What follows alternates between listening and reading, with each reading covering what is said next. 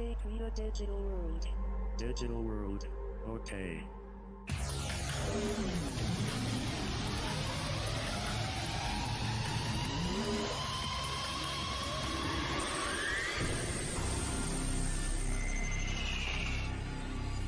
It's a digital home theater. Panasonic.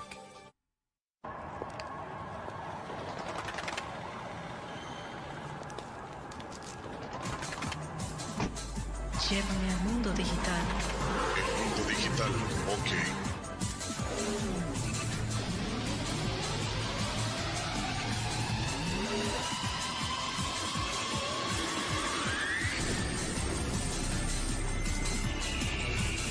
Digital world.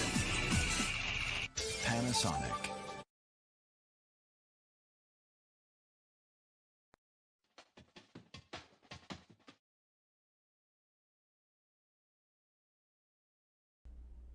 Alright, but the blase, they should be able to hear me, but I should probably turn this up a bit.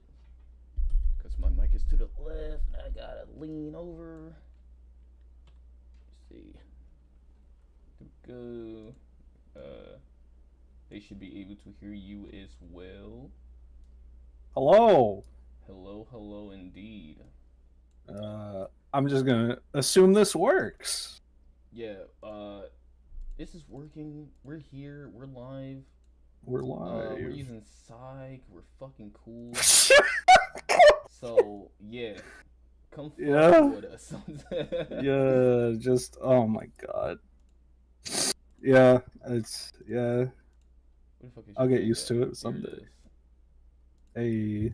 Alright, so, yeah, okay, your thing is being shown, so we are good. Let me just throw some music on.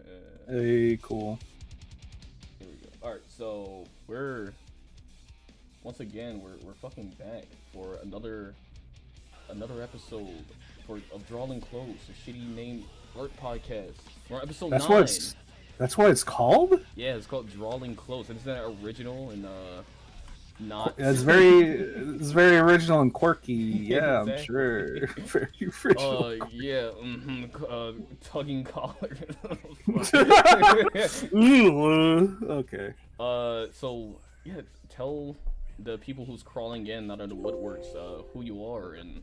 Yo, I'm slithering out of the swamp. My name is my real name is Cedric.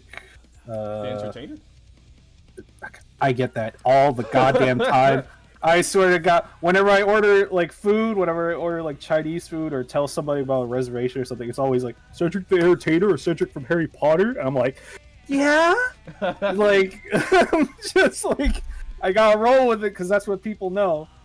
I don't know the one from Harry Potter, but oh my god, I need to tell. Okay, so I have a thing where I hate Harry Potter specifically because of that character.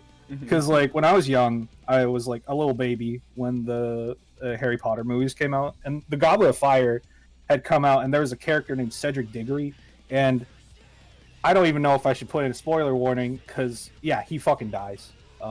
He dies, and then I watched it with my entire family of Asian, Filipino like people, and then my aunts and my mom were like, "Hey, Cedric, look, you died! You died!" Like on screen, and I was like, "Excuse me?" I was like, I was a baby. I was like, I don't know. I forgot how old I was. I think I was like 12, 11. And I was like, "Huh?" And I was like freaking out. Like, I'm dying? I didn't understand. It was like, they just wanted to like associate me with that name. And I got so angry growing up because I was like, dude, I fucking feared for my life in that moment. Like, just absolute bullshit. Any Harry Potter related shit is like a prophecy. It's like, no, I gotta get away from it. No, I gotta get away from here. I hate that series. Like, my fucking god. It's all personal. But yeah, my name is Cedric Abales. I go by What a Hero, like everywhere else, and I make The Witch's Throne, the webcomic / graphic novel. Yeah, and they don't have it. And just like every other fucking week, we're gonna draw some shit. So I see people already talking. Hello. If anybody want us to like draw shit, just let us know. Because I won't draw it, but I will definitely draw it. Yeah, I thought for a second there I was like, oh, is that what this type of stream is? I was like, okay, I can adjust. Like, imagine I'm like, hey, no, we're gonna come in here, we're gonna be cool, and then the whole time it's like, don't you dare ask for requests. Everybody be quiet. It's like, oh my god. Oh my god, yo. Yeah, but if anybody got any requests, just let me know. I'll draw it. But yeah, I wanted to have you on because, first and foremost, I love your fucking comic. Hey. I'm not gonna be super fake. I haven't read it in a minute, but I do That's remember. I mean, that's cool. When you first dropped it, like years ago, and I was like, hold up, this art style is kind of fucking dope as hell. Yeah, especially now when you look at like what the catalog is that's being like pushed. It's Are a you lot still of using Tapas, right? yeah, still using Tapas, but just in general, a lot of Korean publisher or like Korean comic centric publishers, they focus on like very particular like manhwa style or like anime style. Mm-hmm. Like you'll know it when you see it, but you know, like the you know, like I was reborn as the Duchess's daughter and I gotta fucking suck a dick to get my place back or something. Like it's all like very samey, which is not it says nothing of the plot because some of them are really good, but visually a lot of them are very samey, and which I kinda am sad about, especially nowadays. But what can you do? Yeah, no, I know exactly how that is because I have a friend who also is on Tapas. He makes a comic called Albanino, and it's probably one of the most like. I mean, I'm just saying that mainly because he's my friend, but I gotta gas him up. But he makes one of the most visually striking looking comics. Like every panel is just like brimming with fucking like colors and shit. It's amazing. And he's like, Hey. I fucking hate Tapas because I'm never gonna be on the front page. These fucking reincarnated motherfuckers. Oh no. Oh no. Like I know that sentiment well because he's always complaining about Tapas, but he's like, I just love to put my comic there, so I'm just gonna keep it there, I guess.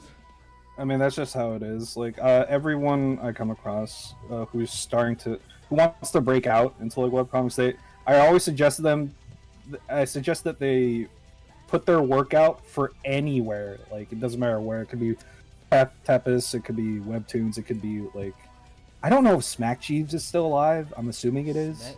But I've not heard Smack... his name in forever. Dude, yeah, like I used to put in like an old comic on there. Like that's how like that's how much I remember it, but I can't like for sure. I thought for sure it died like a long time ago. But if it's still alive, hey, put your work anywhere. Like anywhere they'll take it. Fucking Smack G's and VG Cats is like the oldest shit. Yo, I remember VG Cats. Yeah, like, is that even still around? Like I haven't heard of VG Cats in VG Cats. I assume he's still alive. Like that. No, wait, hold on. That's not what I meant. But I assume the guy and the site are still alive. But because like I don't know. When I was younger, when I was still in like a freshman in college and in high school, I check in on that site all the time because you know nostalgia. I love like comics like that. But then you know every time I'd come back, it'd always be the same front page where it's like, oh, it's Underpants Man. I did not like Underpants Man, which was a part of Ichi Cats. So I just like keep refreshing it like once every few months, and nothing changed. Yeah. That's just the nature of how it is. Like sometimes with comics, because people just stop. It's just normal. But it's a shame when it's when either it just stops updating or it just gets, you know, the worst possible outcome. It gets stale, like Penny Arcade for me. Oh yeah, I've never read Penny Arcade. I was always seen like their banners and stuff on like the side of other comic websites, other sites. Like Yeah. what's his name? Tyson something. I used to read Tyson his, Hesse. Tyson yes, Hesse. I used to read his Uh, comic Boxer Hockey. all Boxer the time. Hockey, yeah. I Hey. love Boxer Hockey. That was such a good Yeah, comic. dude. I was so sad when he revealed that he's no longer gonna work on it. But I supported when he made his own graphic novel, Diesel. Diesel, yep. Yeah, Diesel. I have a copy of it at home right now. That Nice. it's on my shelf. I've read it a total of 2 times. uh, but hey, art still gorgeous, and I'm happy that he found work with Sonic. Yeah, So, like you know. I haven't heard his name in like forever since he stopped working on Boxer Hockey, and then out of the blue, he's like, "Oh yeah, I'm just like sorta kind of working on like the Sonic movie in like the comics Yeah. and shit." I'm like, "Huh?" Dude, just absolutely blew up. Like, oh man, or not blow up, but like went to greener pastures. Yeah. Like, got like way bigger opportunities. That's amazing to me. Yeah, no, I love that because, like I said, with like their websites, it's either like it just gets really stale or they just stop working on it. But You just stop working on it. Yeah. it's kind of just like because of like sites and apps, kind of like Tapas and other shit like that, where they just bundle them all in one like collective. So sites like that kind of becomes slightly obsolete. Yeah, I mean, the best possible outcome is like hosting your own thing, but that takes a lot of like work and know-how. So it really depends on like how like ready you are to try and like do it all on your own, which is a lot to ask for. Which is why I don't blame anyone for like using other hosting sites, because that's like how I started and then how I'm still going. So Yeah. I would say definitely nothing wrong with that. I do wish that we would go back to like everyone having their own like individual sites for their own, but it is a lot to ask for to do all that. it's a lot to ask for, especially nowadays. Like, you gotta make a name for yourself. Not everybody can be, you know, my favorite webcomic, Kill 6 Billion Demons. Shout out to that series. Oh, I keep hearing about that. My friends like always rave about that. Dude, Kill 6 Billion Demons, like I adore that series. It's funny because like the author does this thing where he suggests that you don't read it for a while and would rather just binge it because of how the story progresses, which is usually antithetical to that type of thing where you're supposed to read weekly. But Yeah. I follow it. That series is amazing. I'm still surprised it's like a dedicated webcomic because all that art is just it's amazing. Are there any physical books of it, or is it just all in the? Yeah, there's physical books. I think it's up to volume 3 right now. I'm not sure. Yeah, I adore it. I look at it sometimes for inspiration, and I know I could never like match up to that because, dude, when I look at that art, I'm like, you know, I could try and do this, but I'd probably die in the process. Like, like that, like the author and artist, the creator of that, and like, oh, he does just fantastic work, and I'm surprised he sleeps. Yeah, I've seen some panels like no, like their art is fucking crazy. Speaking of sleeping, once you really get into the swing of like a comic schedule or like trying to set your own hours, like depending on how whether or not you're like capable of sticking to a schedule, or if you're not burnt out, like it can get rough. It can get really rough. So almost like a mangaka schedule, just not as demonic. Yeah, because you're like you see, fucking digging yourself to the bone with that mangaka style. I don't think anybody like over here has that type of mindset. yeah. I just you see the horror stories and you're like, there's no way that's true. And then I did a comic. I'm doing a comic for 7 years, and I'm like, yeah, that's 100% true. But I don't push myself to that point because I'd probably be one step in the grave. But I understand why it happens, which is kind of sad. But that's honestly the nature of art, and it shouldn't be that way. But for now, it's pretty rough out here. But yeah. Let's say I'm not too familiar with like how that works because recently I've been talking with people and all that. I've been like, hey, maybe I should start my own, and a few people were like, you should, but then again, it's like when you start, you probably don't want like unless you're really dedicated to it, then maybe not. Sometimes you'll see stories like I've seen stories like of what happens around on Webtoon, and you see that shit, and then you're like, maybe I should put my ideas in the oven for a bit more before I commit to this. Yeah. Because especially when it comes to a contract, I've seen people just in public like complain about their Webtoon contracts because of like what happened to the Canvas Creator program and how it got reworked. It just happens that like as time goes on, like the artist or like the creator just gets less and less like rights to their own work in exchange for money. So if you if you plan on getting a publisher or going self-published, you have to weigh the pros and cons of both and like really decide if one's more worth it to you than the other.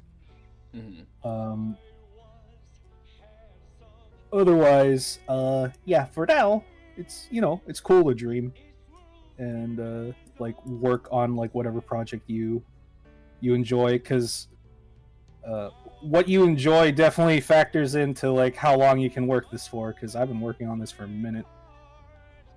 Yeah, I was like damn near halfway or almost done high school when you were still working on that, and I'm ways away from high school now, and I'm like, oh, you're still working on it? That's fucking amazing. Oh man, I was. Well, that's sort of the thing. I drew up designs for this comic back in high school, like beta designs. I don't know if you've seen it before, but yeah, I think if it wasn't on one of the like the extra comics in between, I think you posted on your like Twitter like forever ago.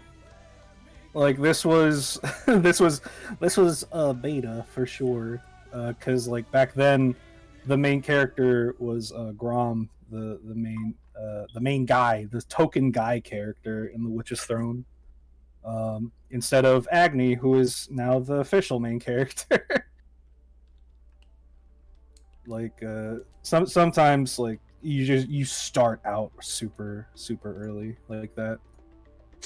How long did that take you to realize that you wanted to make the other one the main character and not focus on him? It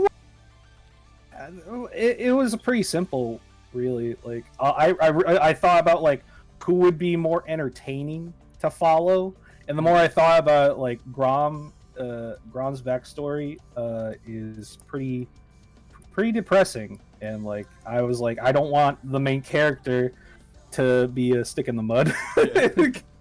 So I was like, what would be better? And it's like, peppy, like maybe bubbly, like Low Red Riding Hood chick, who eventually gets some thorns, like gets is just like put through the ringer by the story itself. I thought it'd be better that way because it's more fun, and then you ease people into like the darkness or like how like edgy your story can get.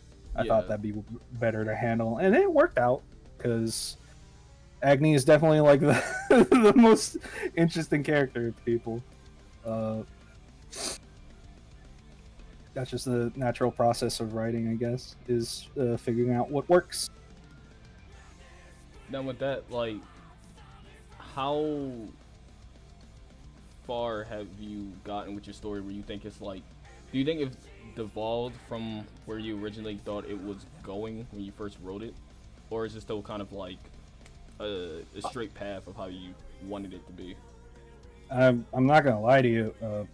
I think it turned out better because like I started becoming a better writer. Because if you compare season 1 to like season 2 or season 3, like, dude, I was not good at writing in season 1.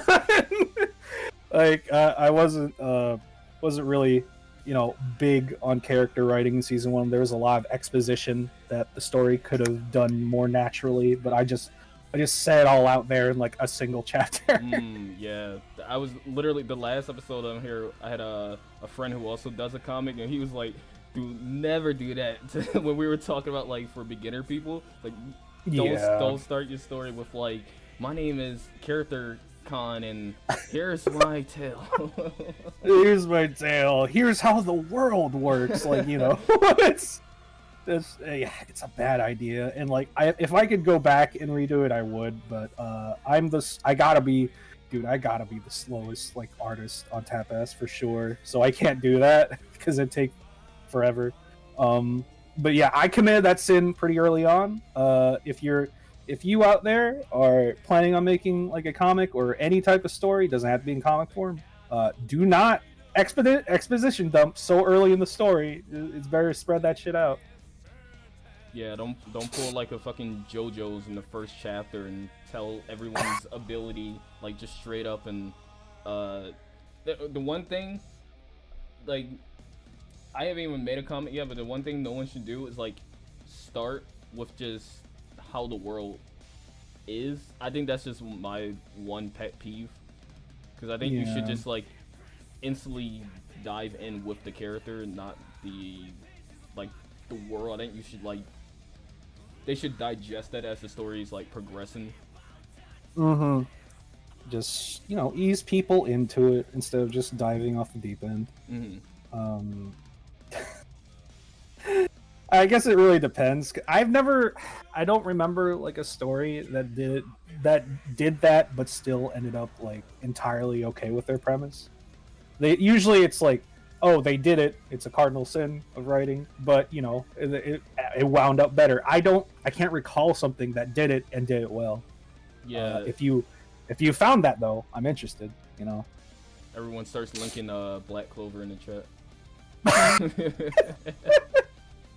Oh man. I mean, I can't really fault Black Clover for what it is, because it filled in the gap that Naruto filled. No, I love Black Clover. It had a rough start, but it definitely kind of became its own thing as it progressed.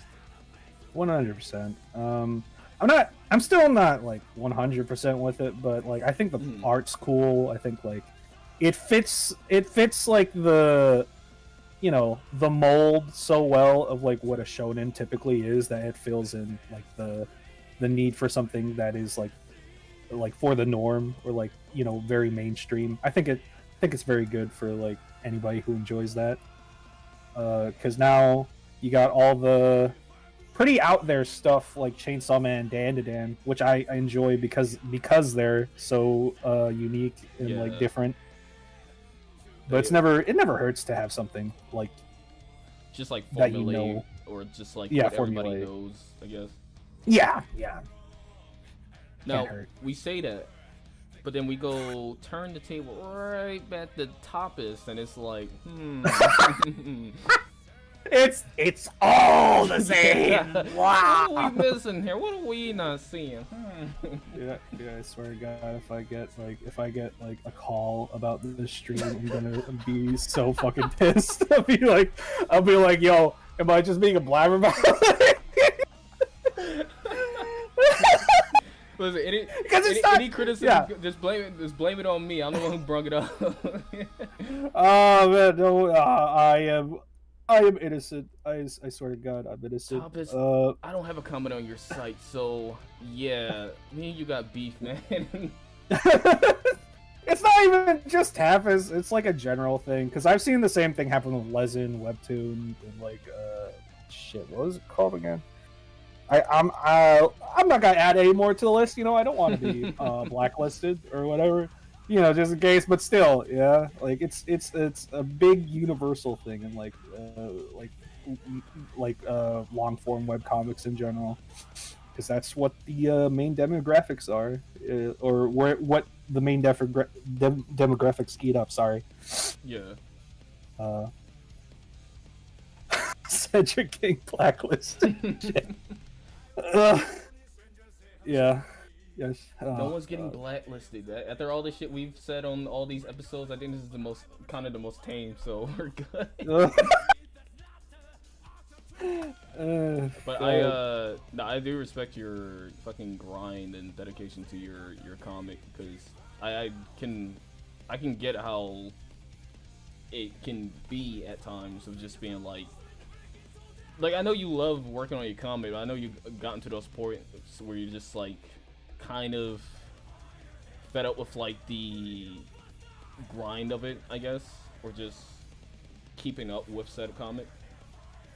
Yeah, but that's what can you do? Like when you eventually turn something that you enjoy into like your career, like you forget that the secondary definition of career is job. So you start to associate with that, and that's just a natural progression thing where you feel bound to it, and when you feel bound to something, you start to burn out, you start to feel tired, but then occasionally you'll get like that moment where it's like, oh, I see the stars, I see the sunshine, like I understand why I'm doing this, and I go back right to it. So it's not hopeless. It's there is happiness in what I do. That's why I keep doing it. And I hope that other people like still find joy in what they do after turning like their potential like hobby or like interest in the arts into a career. That's just all anyone can hope for, honestly.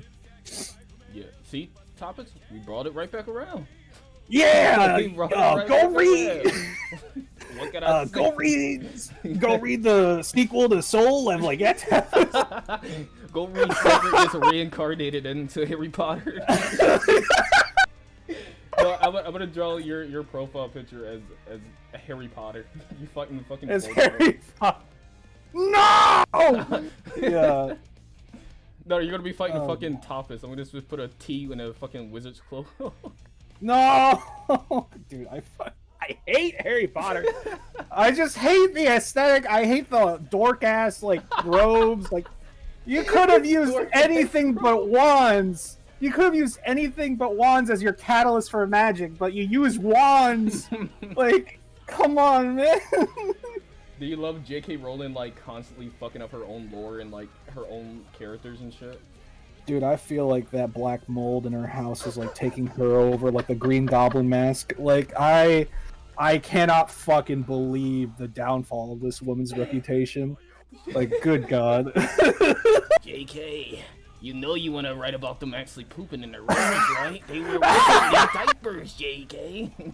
They say the halo is all the bee's knees, JK. They also poop and cum in their suits. Like that. That's just how it is. She's a funny fellow. A funny fella that, please, stay away from me. Please. Seriously, though, I can't believe that black mold is real. I thought it was like an edited in thing, like where it's like, oh, people hate her. And it's like, oh, they put in black mold in the background of her Zoom calls. No, that shit's real. Wait, and I was like, oh. Black mold in, I thought you was just making a joke. No, I was not joking. There's actual black mold in her house. Oh my! Like, no, did she? It was like the symbiote from like Spider-Man. She's no. Oh no! Oh man! Hopefully it possesses her and makes her write something good again. It's gonna be like a Ghost Rider situation. It's like the black mold was actually writing all my stories. After I got sentience again, that's when I started retconning and making new shit. Yeah. Oh man, I remember when I remember when J.K. Rowling made a Chinese character and decided not to name him Colonel McChong. You know what I mean? Like, wait, she did do that, didn't she? Wait, she did. She named him. I forgot his name. It was that? Just someone in the chat, please find that character in Harry Potter, because I know exactly what you're talking about. Was it Mike Chang? There's gotta be some like very stereotypical name that she chose. Because if you look at like all the like non-Hogwarts names, one of the top like 10 is in Japan, and it's called Magic School, directly translated. Oh my god. Oh man. Maybe I was a little harsh on her. Maybe she's. Maybe she's cooking with that black mold. You know what I'm saying? like that's just very good. I'm sure. She should start writing that into like the actual lore that black mold is taking over. Fucking wait, Voldemort, black mold. Hold up. The name she chose was Cho Chang. Cho Chang. Yo, that's fucking crazy, bro. That's crazy. It's beautiful. I could never. Fucking Cho Chang is wild. That's like a name someone will pick in fucking like Wizard 101 or some shit.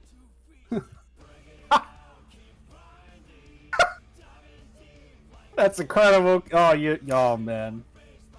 Dude, I remember Wizard 101. I always wanted to play it, but I was like, that requires money, and I was a very poor Filipino boy back then, so that's a no-go. That money went to Toontown instead for me.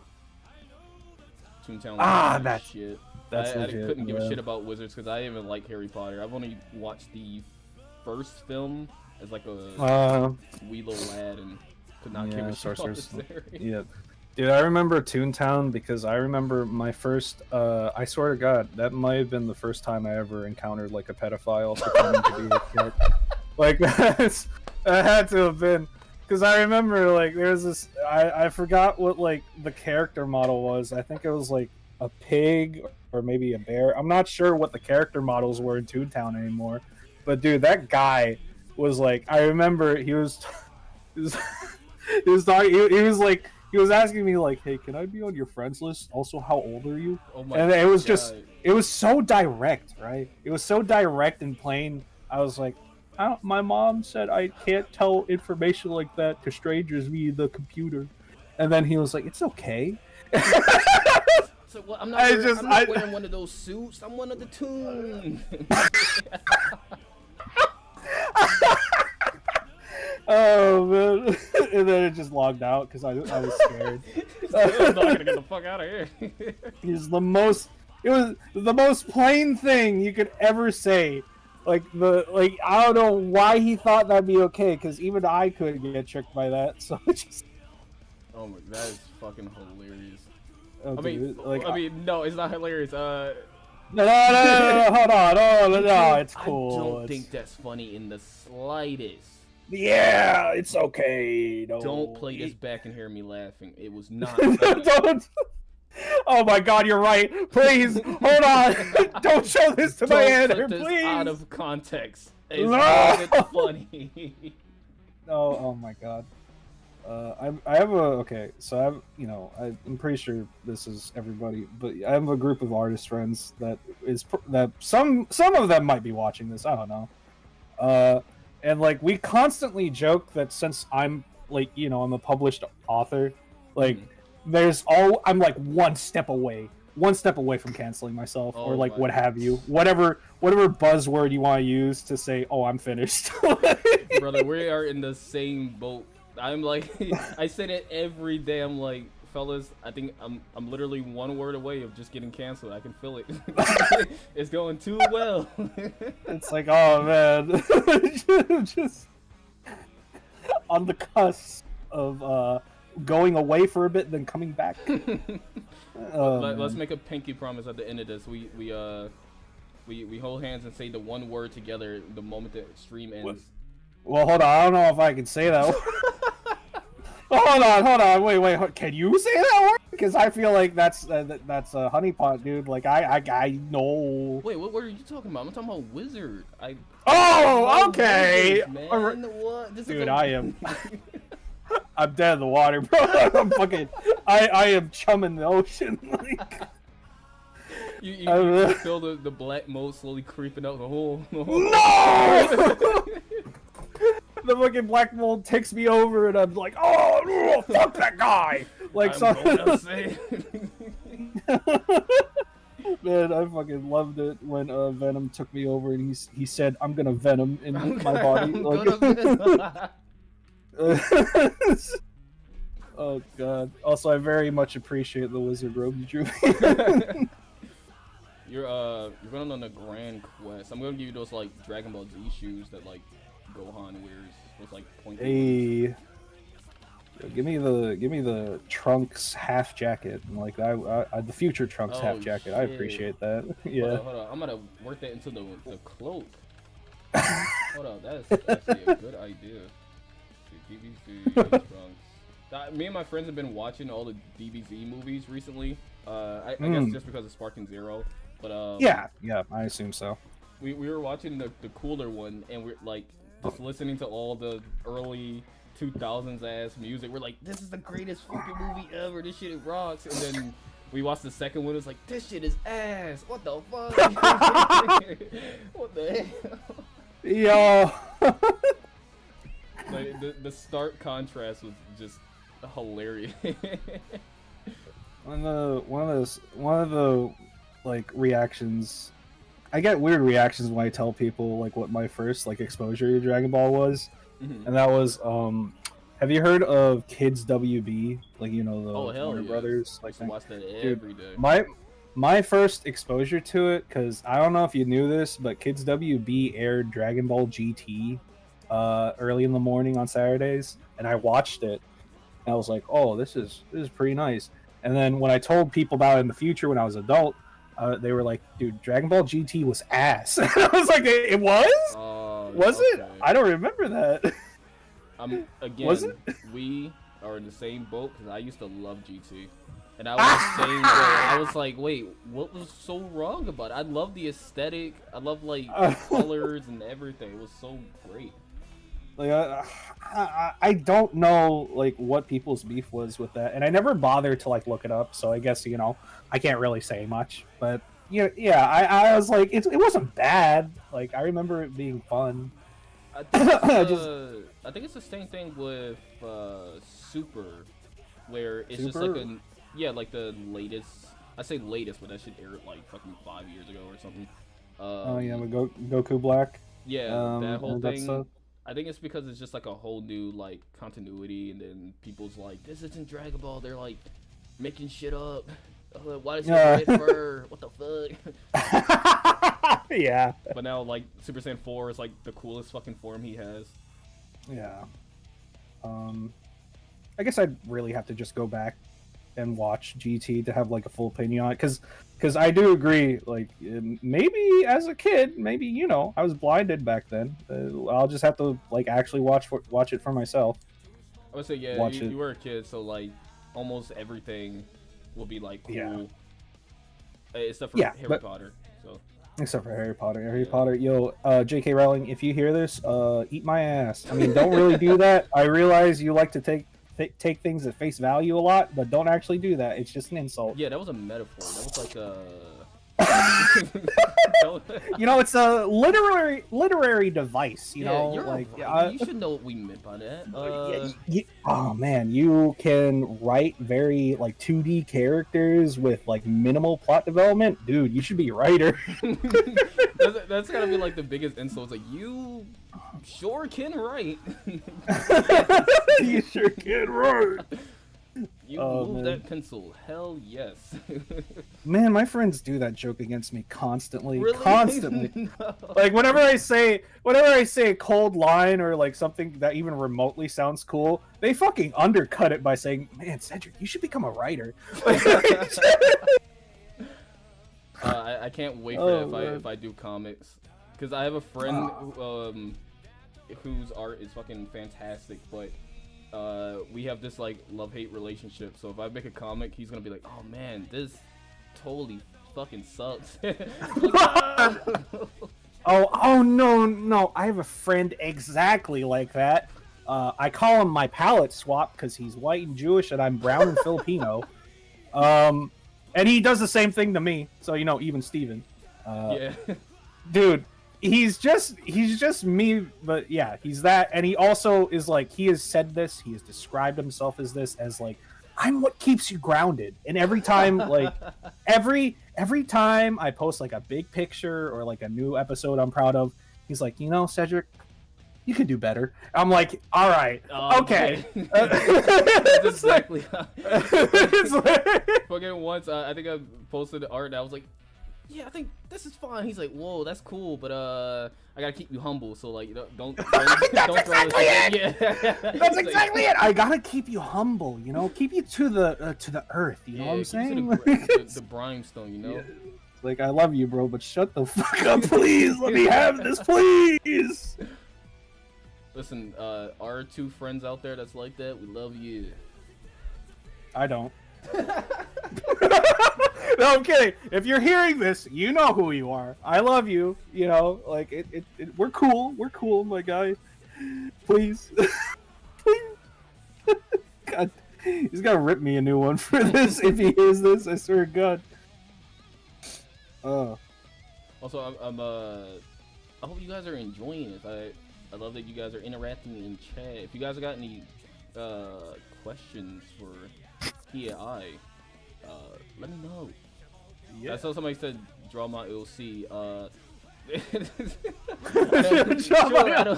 don't know what your OC looks like, but let me just like imagine what they look like. Yeah, this freaking guy that says, "Man, said you should make a webcomic." I can't believe this. Oh yeah, you should totally make a webcomic called like yeah, the King's, like Scepter or something like that. The Queen Scepter. Oh, are you talking about like the famous like sequel to the Witch's Throne, the Wizard Chair? Yeah, the Wizard's Chair. That's freaking fantastic. The the Warlock toilet, of course. I can do The that. opening monologue is like, once there was a wizard who sat on a fucking chair. No! No! It's like a fucking One Piece opening. If you want my chairs in one place. You must find the porcelain in one piece. God damn it. Again, yeah, comics are fucking epic, and I hope. Oh, do you have any other plans for it, or is it just do you only envision it just being a comic? You don't. Because I know with what you call it, people who start with an animated series, they usually stick with that or like kind of pivot into the opposite direction when they do a comic or something of it. Do you have anything like that? Or you might want to do like animated short series of it, or I can't really speak to that right now. Like personally, like as an individual, I could never do it. When I was younger, I had dreams of becoming, like an animator or something. Mm-hmm. But then I discovered animating's hard, and I did not have the patience for it. Wait, what is Emming's art? What? What is that? Emming's art? Oh no, animating is hard. Oh, I thought you said Emming's heart. I was like, oh, and then I was like an animation series. He was like, "Whoa, that's crazy." No, man, the Emming's heart, little character, right here. Like Emming's heart. That's an Emming's anagram heart. for animating is fucking hard. Yeah, animating is fucking hard. But yeah, I mean, like I don't really see it happening that way. It would be amazing if it did, but it definitely wouldn't be by my hands. You know what I'm saying? Mm-hmm. But we'll see. Nothing's really set in stone yet. But hey, we'll see in the future. That's just how things are. I do have plans for after the Witch's Throne, though. Okay. Which is another series that I have made concept art of already. Which was it? It's called Scumbag Heroes. I'm very keen on doing stuff with these characters right up here. Shilling a series that does not exist yet. Because I always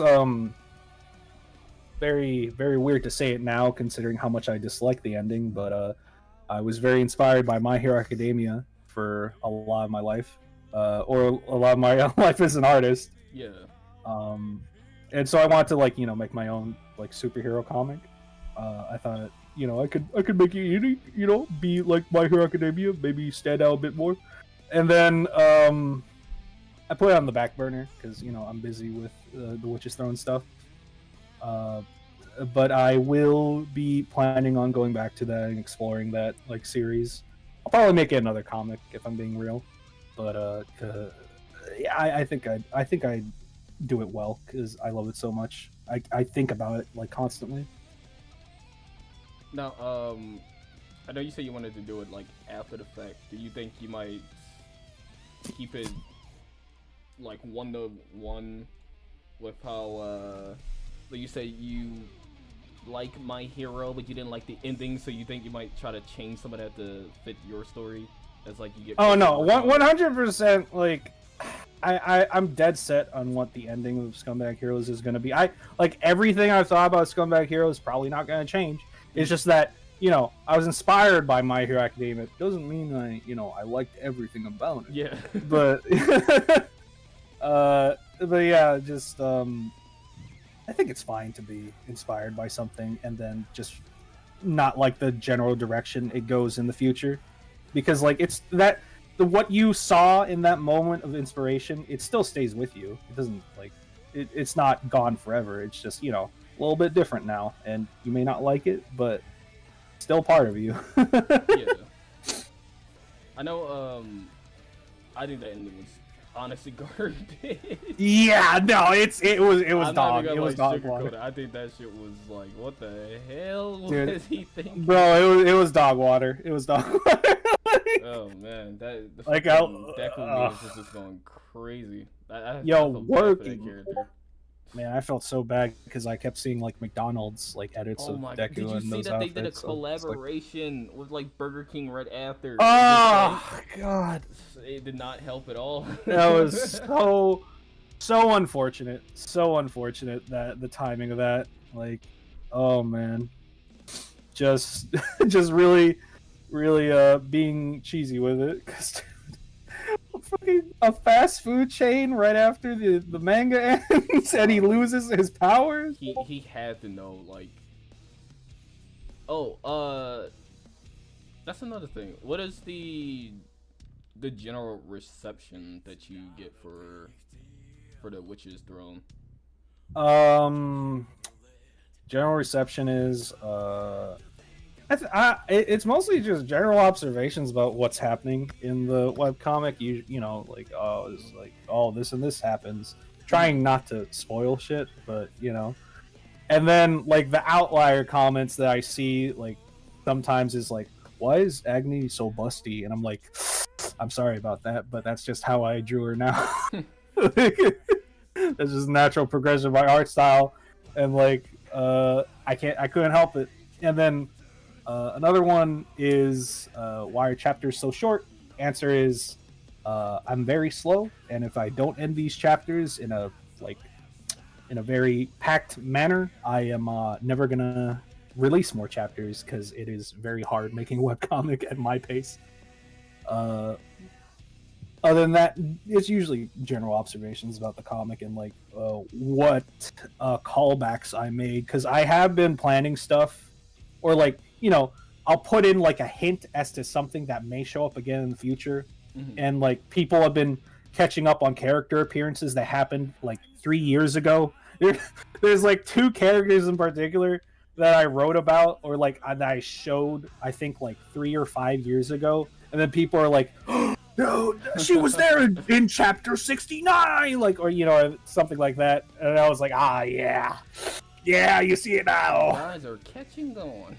Like, you guys are catching on, yo. But yeah, I enjoy it when people catch on to stuff like that, when they see the callbacks and stuff. Yeah. How?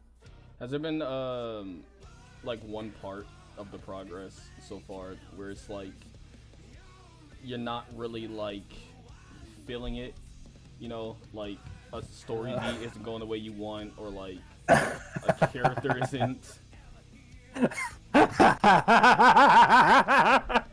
Yes, I can say yes, but I can't tell you what it is. Like, if I said what it was, I don't know. Like, I can't put myself in that spot. Sorry. Oh, man. I can just say that, yes, there is something that I'm frustrated with. I can't say what it is. Okay. But, Yeah, if you read the comic, you'll find out in the future. Well, Oh. you said that whenever you're done with it, you wanted to start your other one. Do you have a plan or like a set time? Do you think you might be finished with your comic, or you still like kind of? I do have a time frame. I do Okay. have a time frame for when the Witch's Throne ends and when I will probably start Scumbag Heroes, but it won't be for a while. Mhm. And I still have to plan out like a general outline for how Scumbag Heroes is going to go, because that's my baby. Just like the Witch's Throne, it's my baby, and I gotta put more time into playing stuff out. Because I'll be honest again. Season 1 of the Witch's Throne, I was flying by the seat of my teeth, I don't know what the saying goes, but you get what I mean. Yeah. Like I was winging a lot of stuff in season 1, and then season 2, season 3, you can see that there's more structure. So like I from what I learned is if I want to write better, I should plan better. Yeah. Because Scumbag Heroes, I can't screw that up. Can't screw that up either. Because I want to have a series that's good from beginning to end. And I was really frustrated looking back on season 1 of The Witch's Throne and seeing how much better season 2 and season 3 were. But hey, I guess I guess it's probably for the best that it just gets better over time instead of stagnating at season 1.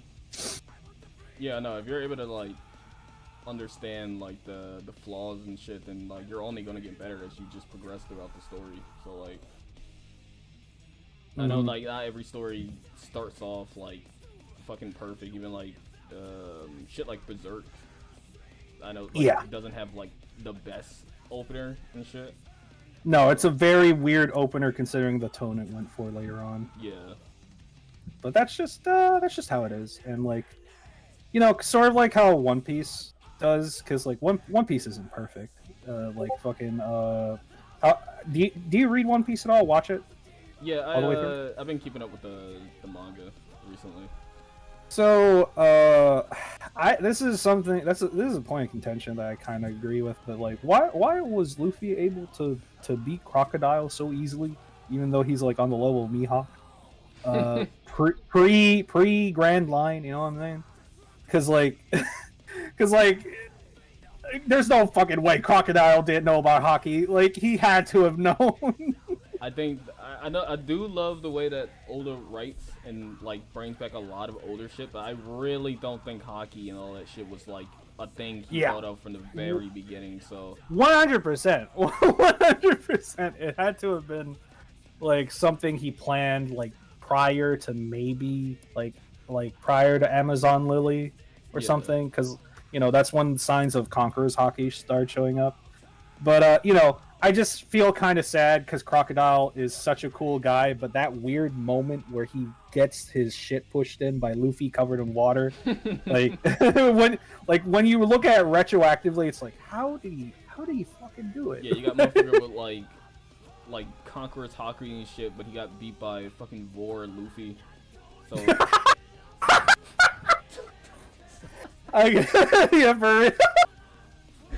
So yeah, I totally get it, because that's another thing, because like that puts Crocodile like as a character in a very weird position, because like canonically they should know what hockey is and be able to use it, but because they didn't think of it at the time, you can kind of put them back in the story and be like, I know hockey, I just had my hook arm on the wrong way, so my hockey was blocked. Now I can use it.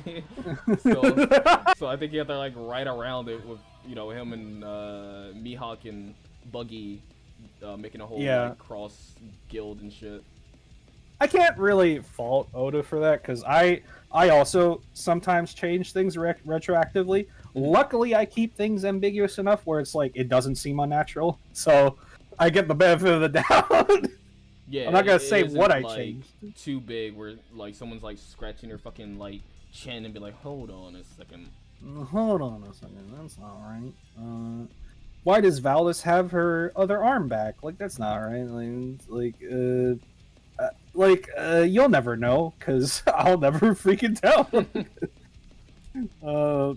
But yeah, Like he's still, as long as it's entertaining. Like, what can I say? Like, that's just, it's good. It's still good. One Piece is still one of my favorites. So, as long as it's still entertaining, I guess. In terms of just like kind of endless entertainment right now, that's been Don for me. 100%, 100%, Yeah. dude. Oh my god. I honestly don't know how to. I just started reading it when episode Hey. 1 came out, and I'm like already 130 chapters in. I'm like, there hasn't been It's a so single good. bad chapter. There hasn't been a single bad chapter like that. Like, one of the things I appreciate most about Dan is like how they keep adding to the main cast. There's more student characters Mhm. that are part of like Momo's posse or whatever.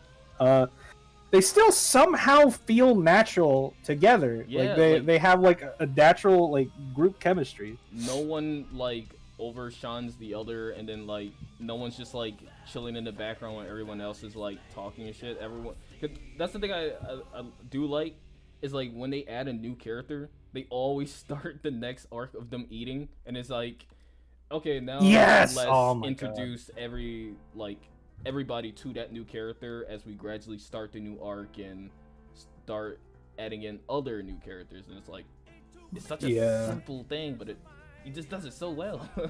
Yeah, dude. I I adore it so much because it gives them downtime. Because prior to the big, food thing, like they're having takoyaki or like barbecue or something, it's always the most off the wall shit they have to go through. When I read the one with like the bathhouse one. Wait, hold on. Spoilers, guys, for people who watch Dan. The anime's great. Go read Dan. That manga's Yeah, fucking amazing. cover your ears. Cover your fucking We're about to Dandadan. spoil. Yeah. So Okay, go ahead. the bathhouse art, I guess technically the second big art was like fucking crazy. And I love Gigi. Gigi's fucking amazing. Amazing, y'all. I like the other one with like the bowl haircut. That's probably Kinta? yeah. He's probably my favorite one, just cause how he pulled up during the Tokyo Tower arc with the aliens. And shit. The globalist invasion arc. Yeah. Mhm. Oh, dude. that shit was fucking amazing. That's how far I am. Like right after that arc, and now they're focusing on the student president chick. That's yes. I'm not gonna lie. I also call her student president. yeah, So. because I don't know her name yet. I don't remember her name. Yeah, And I'm fully caught up, and I don't remember that chick's name. But I don't know how many members they have now, but my friend, she just started like she's ahead of me now. She's like, you gotta go back and continue Don. It just keeps getting better. It does, though. It really does. Like, I adore like how much like they're like acting like teenagers and like how fucking stupid they get. Because dude, all the expressions, especially Gigi. Gigi is so guilty of this, where he'll have a billion expressions in like one chapter. Yeah, that's another thing. Like he's always like, no one's ever wearing the same outfits. They always like got different expressions. They're always doing different things. Like it just feels really fresh and like Really fresh, yeah. natural. I like Luffy and his crusty ass fucking straw hat, but I like my main characters dressing up and looking cool every so often as well. Yeah, dude. Luffy prior to time skip, his outfits never changed. Like they never changed at all. I know they do have like sorta variants to their drip and shit, mainly like in the movies, but it is kind of still the shorts and sandals duo. Yeah. Well, after time skip, it changes quite a bit, especially currently in Elbaf. Oh yeah, I like their Elbaf designs. It does look cool. Yeah, well, big fur, all you have to do to make a character look cool is give them big fur and then no shirt or like a big jacket on the back. Like that's a recipe to look cool, people. Don't do this in real life. They literally just did that with Doom in the new game. They just gave him like a fucking like fur. Shit. So like that design always stands. Dude, it fucks super right. That's one thing that One Piece turned me on is like this like design trope where it's like so fucking impractical, where a character just has a jacket slung over their shoulders and they're not actually wearing it. No, cause that design is just so fucking raw though. Like It goes so hard. like name one character that don't look cool doing that. Like oh my, even the fan letter, like the random, like the typical like marine normal guys, like the brothers, they have the jacket over the shoulders. It's like, yo, they're pretty fucking cool, even though they're complete jobbers. Yeah. I love that about the new One Piece though, because it's like it's been running for so long, so you would just think they like would stick to like the formula, but they've been like super experimental with just like the episodes and just like what they want to do with One Piece in general recently, which is kind of cool. 100%, yeah. I'm like more experimental like visuals is very fun, especially the like Vincent Chansard, the one of the main like the animators. key animator guy. His name has been just like everywhere. It's on fire. Dude's on fucking fire lately. Him and I forget her name, but I know she's one of the episode directors. She was the one that directed the one with what's the one from the Wano arc? I think it was like 10-15 the episode was. The one that oh, I know what you're talking about. Yeah, when he did like the Red Hulk against Kaido. Ishitani? Yes, I think that's her name. Her directing is fucking amazing. And people saying that when they do the Kuma backstory with Bonnie, that they should get her to direct it because it's gonna look fucking crazy. Yes, dude, I'm like that. Like she knows what she's doing, 100%. Like I would trust any like anime, at least visually, would look good under her direction. Yeah. That's just God. They're just some people who know what they're about and they know it well, and that's why they make a name for themselves, especially for animation. God, that fan letter. I just finished watching it today. I didn't even watch it. My friend was just telling me about it. I did not watch it. I've been doing nothing but playing fucking that new Atlas game all day, so I did not watch it yet. Oh man. I'll probably watch it literally right after this. What game? What? Oh, the new Atlas game, the Metaphor. From like. Oh, okay. Refantasio, yeah. Yeah, I just been playing that for like 2 days nonstop, essentially. That makes sense.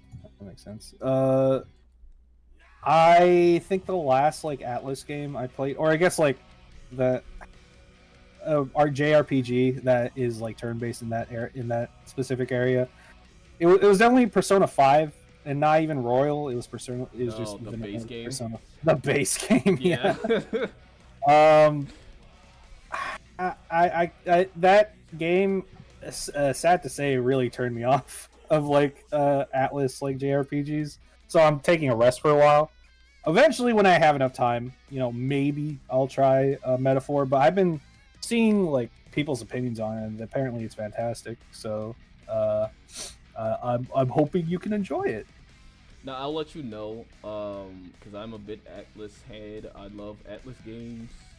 Yeah. But it is very much a Persona / S&T game. Like, not a lot of it will like blow your mind, and it's like, whoa, they did this. It's like, yes, kind of just medieval Persona, but like with some differences, Yeah. I mean, so it's good, but I enjoyed Persona 4 Golden. When I love Persona 4. That's my favorite one. I had it on my Vita, and I played that. I played that bitch in high school, like everywhere. Another person who owned a Vita in high school. Yep. Yeah. And now I don't use it anymore. I don't have one. My brother broke mine, so I had 2 games, and he just broke that shit. I had every fucking big PS Vita game. I had like Muramasa Rebirth. I had Soul Sacrifice. I had Gravity Rush. Like all the big ones. And then I just stopped playing it, so I was like, I'm just gonna sell this, and I sold my Vita to a friend, and I just wound up getting a 3DS. I can't even blame you honestly because I love the Vita, but like that is such a better purchase to get a 3DS. That's Because a better. yeah, it just has the better lineup, honestly. Yeah, that's so sad though. The fact that that's how that works. Because yeah, it's definitely forget specs, forget like brand inclusivity. If you don't got the games, it's not gonna survive. Yeah, no one's gonna want to play it, and that's the one thing Nintendo does. They do fuck up a lot, but they do have games. Yeah, they do have games. They have like even now. I gave my Nintendo Switch to my little sister, and I'm low key kind of regretting it because the new like Mario and Luigi like game is coming out. Brothership, yeah, but that looks good. Dude, I played Superstar Saga. I played like Bowser's Inside Story. Dude, I adore those games. Yeah. Bowser's Inside Story is my favorite one out of that trilogy. It's probably the best one. It's probably the best one. I'm just very partial to Superstar Saga because it was my first. And now that Brothership's coming out, I'm like, am I FOMO? Do I need to get my? Do I need to get a Switch? Do I need to get another Switch? Do I need to steal the Switch back from my little sister? I would say I would, say there's other means of playing the game, but at the current hour, I don't think that's really true. So yeah, so I'm sort of stuck thinking like, what if I get another Nintendo Switch? Will that work? And then lo and behold, Nintendo planning on making Switch 2 in the future. So it's already a wasted purchase. Did they outright say that now? No, but I feel like it's coming. It's gotta be coming like next year, an announcement. I don't really want to waste the money. I feel like I've been hearing Nintendo heads say that for like 4 years now. It's like any year now. Nintendo. I mean, maybe. Maybe I'm caught up in the loop, the Nintendo loop of like, yo, maybe I'm caught up in the Hollow Knight loop where it's like, yo, Silk Song is definitely coming out. Stop, that's me. I'm No. that loop. I fucking love Hollow Knight. I'm always like, it's me and my friend like just every award show just holding hands. It's like Bloodborne PC, right? No, right? No, not Bloodborne. No, that's my favorite game. No. Yeah, I have to like put my hand on his shoulder, but like you're not getting the PC port, and I'm not getting the Silk Song. So that one meme of like the dude's hand on the shoulder, and his face. That's Jeff Keighley to us every fucking award show. It's like, y'all ain't getting it, so y'all ain't getting it. So keep your expectations low. Oh man, I wish in the heart of my cards that we got Bloodborne Remastered, Bloodborne PC. I love that game so much. I'm sorry, go ahead. Yeah, sorry. I have a friend who is very much in love with Hollow Knight and has been waiting for Silk Song every single direct. If you're listening to this, I'm sorry, bro. It's not happening this year either. I would say we are in the same boat. I just want Silk Song, man. Everybody wants 5 years. It's been 5 years, like, yo. What the fuck? It's so yo, crazy. She's never coming. She's never coming. Well, I guess it's time to play another playthrough of Hollow Knight. Silk Song's right around the corner, right? Yeah, sure. That's like the first Metroidvania game I've 100%ed. So I'm mad that I did that because I'm like, oh good, now I know there's a sequel coming out. So I mean, dude, like I feel like Silk Song like is like a mythical beast at this point because like once it comes out, yo, Team Cherry is about to blow up with like questions of like, why did it take so long to come out? Like, where were you? like an abused spouse, like, you know. Like all those fans are like clamoring to get their attention. What if they just be like, oh, we kind of forgot we were supposed to work on it? Yo, we were making this new game, Schlimbus, the new night or whatever. Yeah, Like, we're I making don't like know. Slimbus Adventures, and we got really fucked up one day, and we saw Silk Song. It was like, oh, we gotta release that. Yo, we got released that. Yo, like, can you imagine the nightmare that would happen if Team Cherry was like now announcing Silk Song in production? Oh my Like, god! nowhere close to being finished. It's just in production. Like one of those trailers that shows nothing but like background, and then like her weapon like drops at the end of the trailer, and it just says No. in production. That's horrific. That's a horrific thing to say. Don't give them ideas. Yeah, dude. I love video games. I love manga. I read a lot of shit. If ever you need a recommendation for anything, like, I'm your guy. Maybe not video games though. I have a large, like everybody else. I have a large Steam library, but Yeah. I don't really play all of them. I don't really play a lot of them. Let's say I love me some video games as an ex-person, but I've been like doubling down on art, so I'm like, I don't have as much time as I want to play these games. Literally not enough time. No one has the time anymore. People were so real when they say you're not gonna have time to play video games in the future, and you say shit like, "Oh, watch me, old man," and then you become the old man, and it's like, nah. It's like, wait, Nah. I actually don't have time. Fuck. I actually don't have time. I have responsibilities.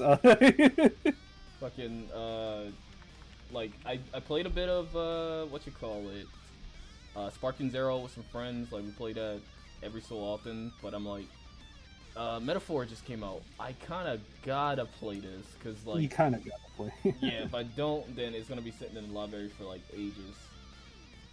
Speaking of that, Yeah. I'm gonna draw a character for Metaphor right now. Yeah, do it. What you gonna draw? I'm gonna draw the what's her name? Hawkenberg from your main. She's the chick with the elf ear. Yeah, big ass ears. Yeah. Mm-hmm.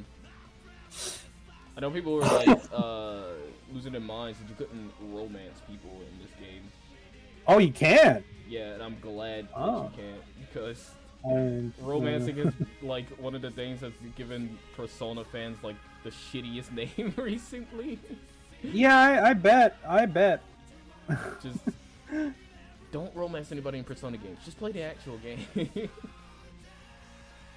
I don't know. It's also like you feel kind of obligated to do it because it's part of a social link, so you could accidentally rope yourself into it. If you choose the wrong thing. But yeah, I understand why people are not vibing with that anymore. There was this YouTuber who kind of like described it perfectly for me. It's just like when you get older, it just kind of feels a little weird. I know it's not for like everybody, but it's like, yeah, I don't want to be doing that in Persona no more. I don't really want to practice rising up high schoolers. Like, I get it, you know, you're playing a high schooler. It's fine. It's just that. Yeah, it's like, how does Why that can't- look? Like, how does that look, bro? How does it look to your friends who are normies, or like they don't, you know, they're just relatively outside of that circle, and you talk to them like, hey man, so I was like playing this game, and I romanced this chick called Makoto, and she's the student council president, and then your friend's like, student council president? There's student council presidents in university, and you're like, yeah, sure. Like, Totally, I mean, it's completely fine. I get it. One of my favorite animes is Kill la Kill, and I can never suggest that to like down hard anime people for obvious reasons. Kill la Kill is fucking amazing, but it is not recommend for people who are new to anime. Who just don't really watch New to anime. No, that is you gotta be a veteran to suggest that to people normally. Like, how you feel about Studio Trigger? Because that's like my favorite. I love Studio Trigger, dude. I love Studio Trigger. I loved Little Witch Academia for the most part. I wasn't really 100% into it like other people were, but I still like it. I think Dungeon Meshi's amazing. Like, they adapted it beautifully. And I love Gurren Lagann. when I was. is my Gurren- shit. I love that. Is it Gurren Lagann or Gurren Lagann? I always say Gurren Lagann. I know people pronounce it differently, so. Oh, okay. Well, yeah, because like even in like both dubs for like English and Japanese, it was like different. And I also hate how they pronounce Simon. It Yeah, should have been Simon. Simon. It should have Yeah. been Simon. I'm so mad. I'm so mad, bro. It should. I do like Simone. Simone is Yeah, but it's way too close to Simon. Yeah. Like it's way too close. Yeah, but imagine your bro. main character in anime, like you're traveling to fucking cosmos. It's like, damn, Simon, you're You have a point. You have a point. You have a point. It's way too Simon, normal. You're spiraling like crazy. Fuck. Yo, Simon, your spiral is out of control. It's man, that really brings up the question. Like, what if you were in bed with your girl and she yelled, "Simon"? Like, I don't know, man. Simon, I don't I'm know, man. spiraling. Yeah, you know what? You just convinced me. It should have been Simone. You're right. I would say if you're in bed with your girl and it's Simone, then perfect setting. Shut up! No, please. Please. See, and that was Oh. written by J.K. Rowling. Yo, that was written by J.K. Rowling. No, if it was written by J.K. Rowling, the main character would be named Shiro Uzumaki or something. Shiro Like, dude, come on, dude. Like, And actually, I think we'll just name him Simon. No, like Simon Spiral. That's his name. Simon Spiral. It was like a fucking 4Kids dub version of Gurren Lagann. Yo, look, I remember when Sanji Lollipop showed up in the Oh, 4Kids yeah. adaptation. I fucking hated yeah. that that voice they used to give him. The Dude, it was so weird because it was like, mafia, yeah, like hey, Nami. Like- he had like a little bit of air in his nostrils, you know. Yeah. Like, too much fucking smoke in his fucking lungs and shit. hey Luffy, we're gonna go and have some spaghetti. We want Hey. some. I gotta go see the all blue. Gabagoo. Yo, let's have some gabagool with sand. With Oh my Sanji. Yo, have some with your pal Sanjin. Like, I've. Oh. That was the only voice I didn't like. I did like the other ones though. I mean, like, the standouts in like the dub for One Piece, especially now, are still like Usopp and Nico Robin, because like their voice actors are killing it. Because Usopp in particular nails the cowardly guy like vibe very well.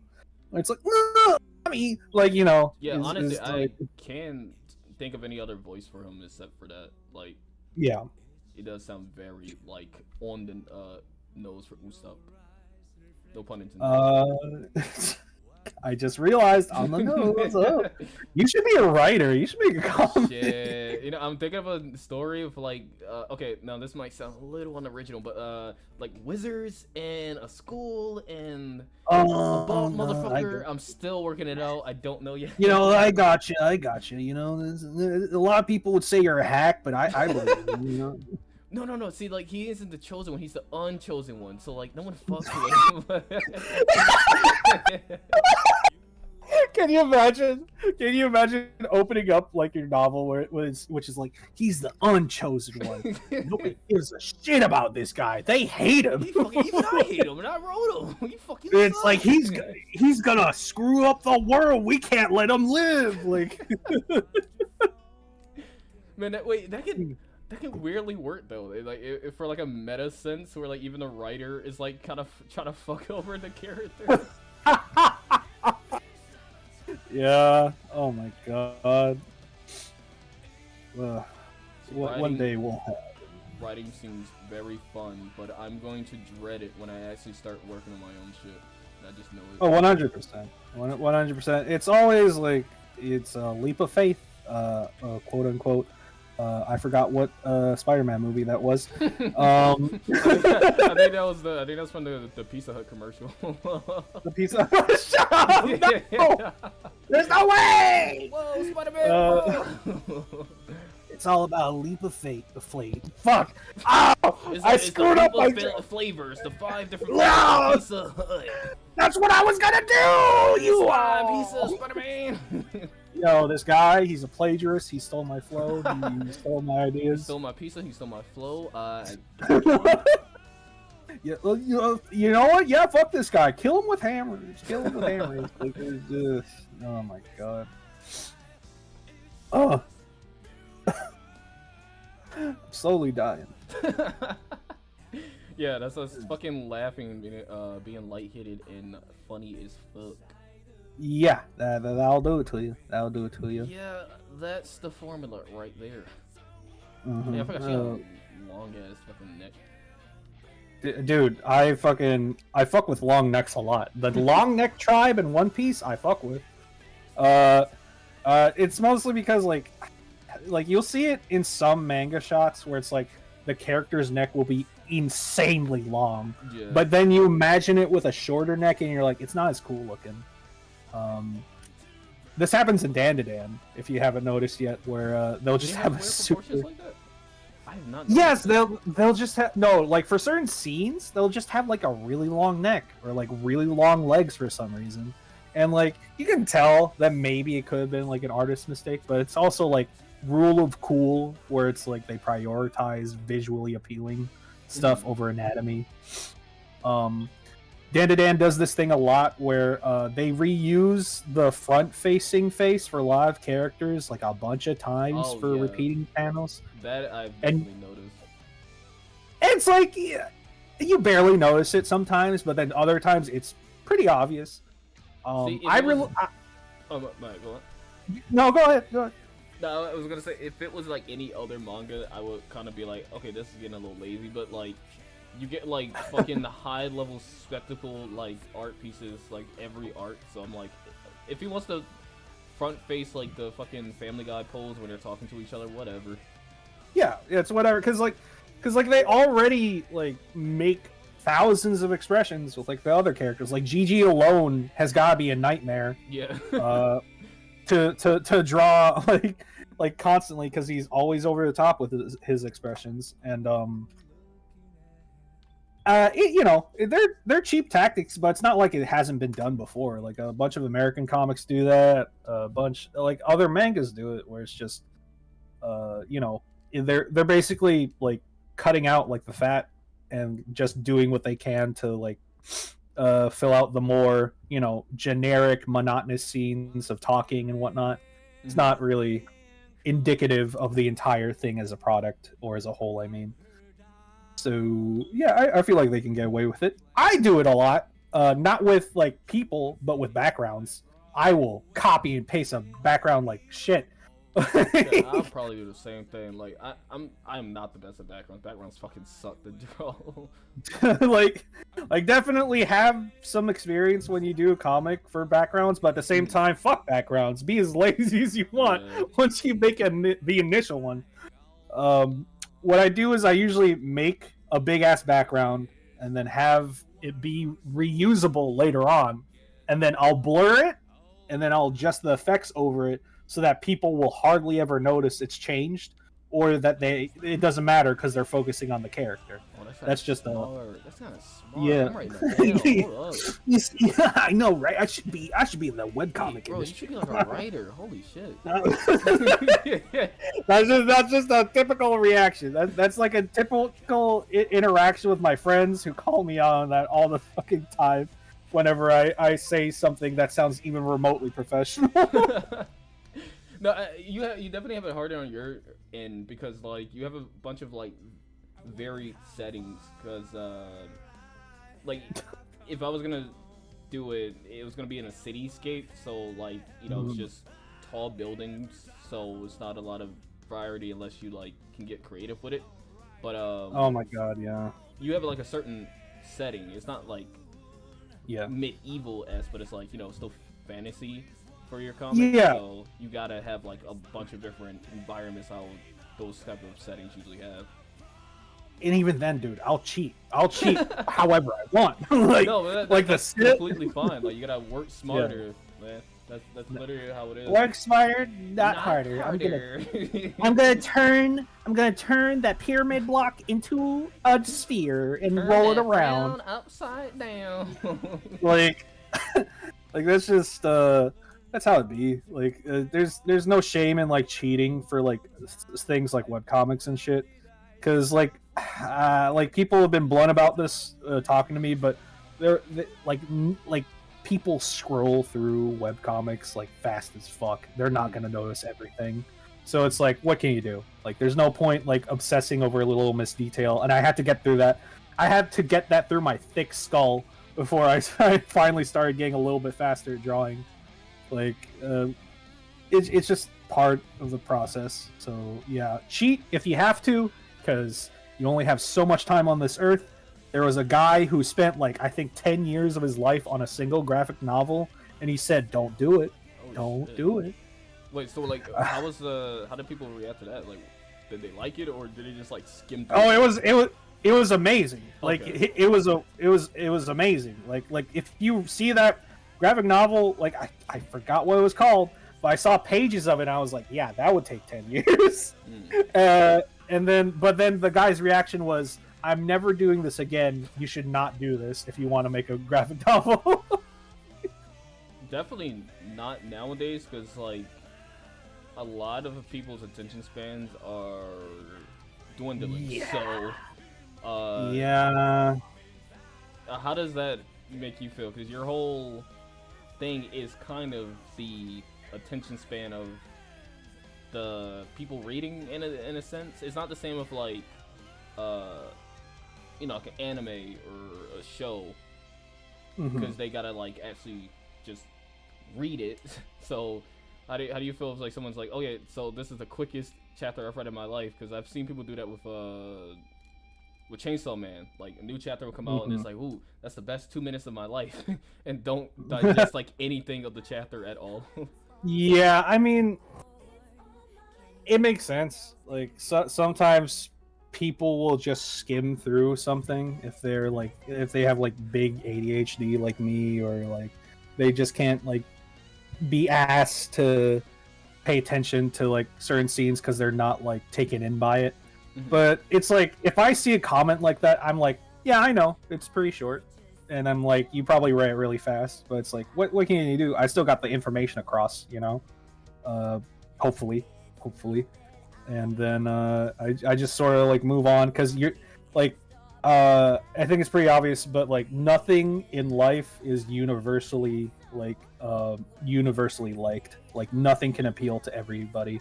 Yeah. So just appeal to people who do like your shit, and like make sure you don't lose your way or your vision while you're doing it, because the worst thing you can do right now is do that thing Marvel's doing. Where it's like, have you seen that thing where it's like, we gotta ask all the fans like what should happen in our movies, what would be okay? They're doing that? Yeah, they're doing like tests to run like see what fans think or want should happen in the movies or the shows that they're producing, and it's that's the death of creative vision, baby. So yeah, it could always be worse. Just remember that it could always be worse. You could be a modern day Disney or Marvel. That's like Overwatch, where they're like diversity chart. You have a diversity chart? What? Oh, you didn't know?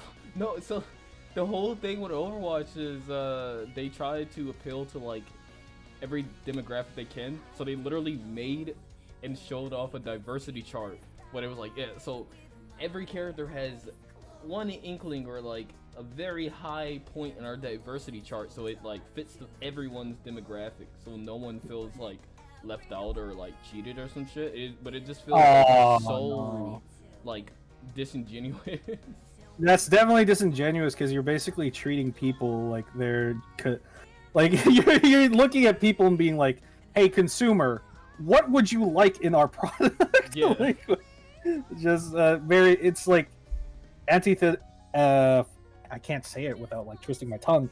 Antithetical to what they what they want to achieve is like, you're not. That's the definition of pandering, isn't it? Like, yeah, literally. Because at that point, you're not making characters; you're just making like archetypes and shit.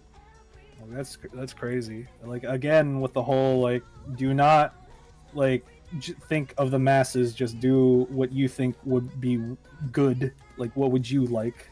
Because otherwise, I feel like that's gonna be worse overall.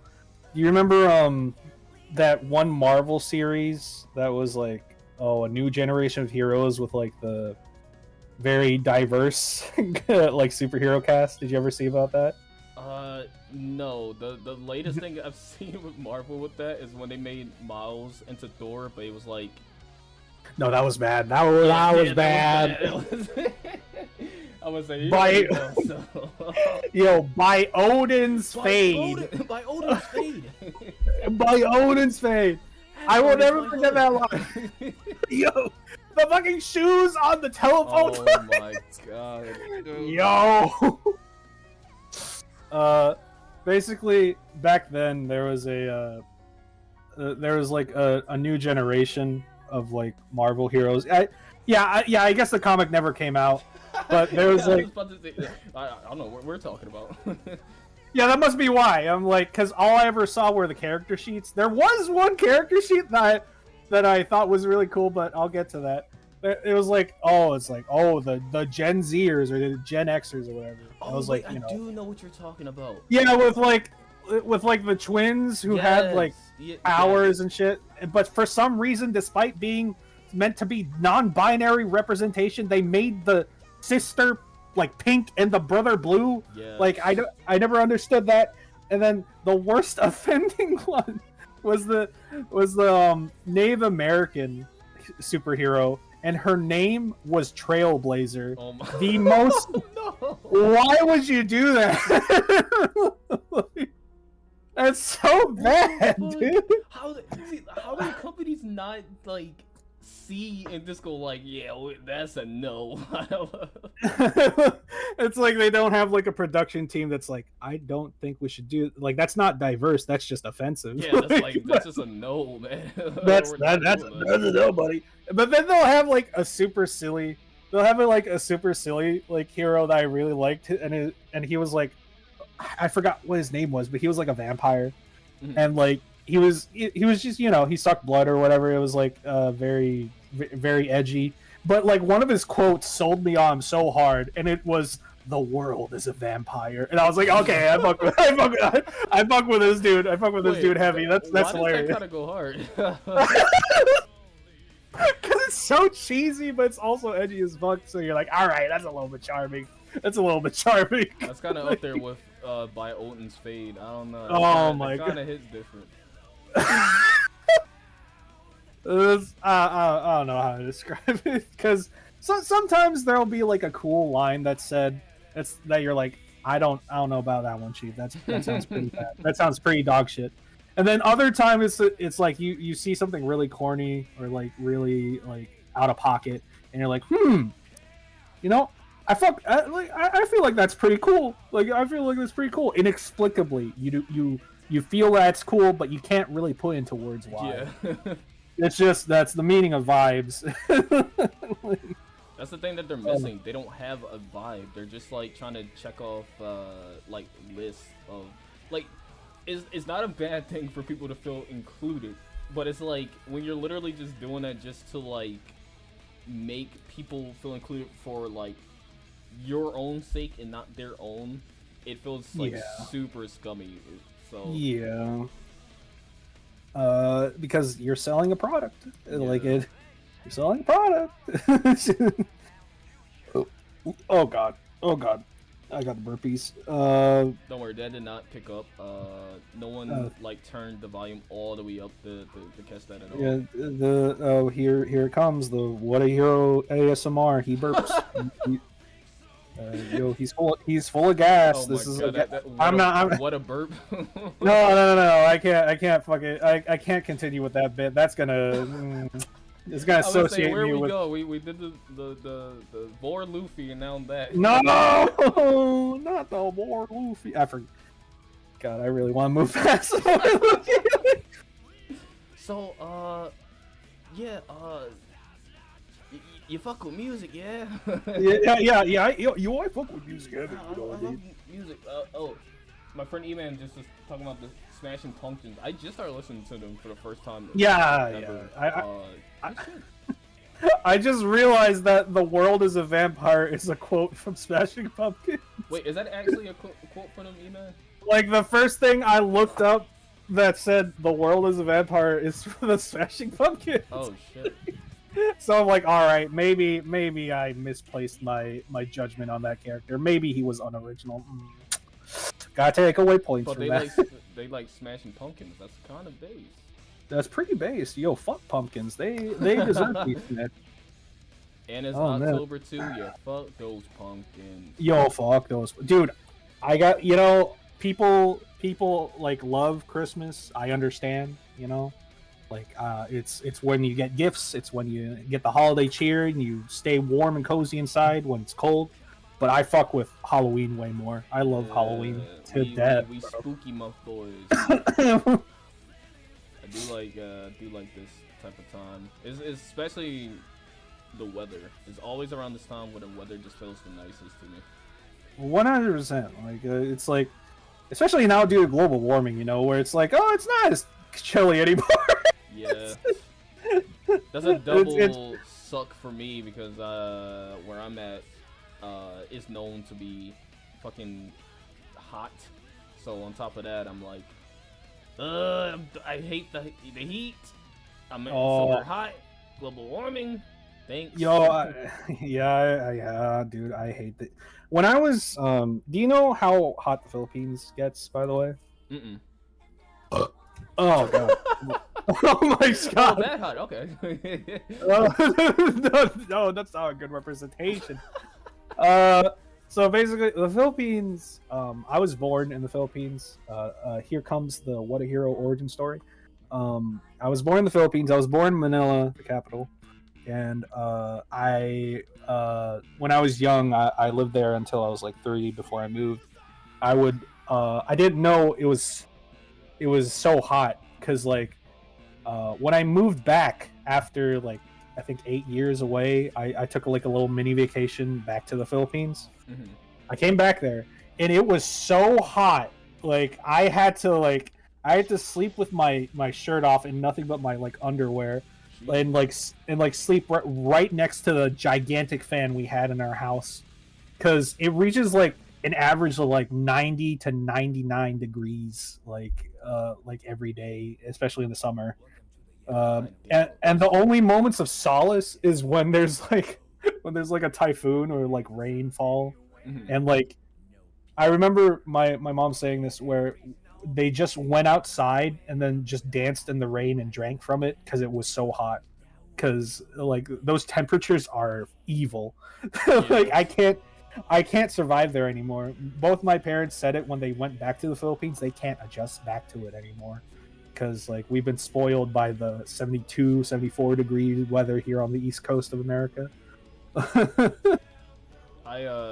That's why I miss Philly. Philly used to have very nice weather. Really? Yeah, like the summers will get hot, but then like around this time, it will just be the weather it's supposed to be. It will just be chilly, slightly warm with just a nice breeze. It will just feel the fucking best. Like especially like late nights where you're out like downtown areas in Philly and shit. Fucking amazing. My friends are in Arizona, so they've been telling me recently that the fucking types of weather they've been getting, damn near hundreds of degrees and shit, and I do not envy them in the slightest. Yeah. Oh, man, dude, you just whenever like you get out of like a place and then you move to another one, that's just those are moving pains, you know. Adjusting and whatnot. Adjusting to a new city, a new life, a new environment that may or may not be hostile to your current body. I thought it was gonna be like swamps and bayous down here, from what I've told in South Carolina. But South Carolina. Yeah, I've heard it was supposed to be very bayou-esque, but ain't no damn bayous down here. I was lied to. I wanted to see like toads and alligators and shit. I mean, I got toads in my backyard, but like, I don't got no alligators. Toads and alligators, bro. Man. Did you? Oh, No okay. alligators yet.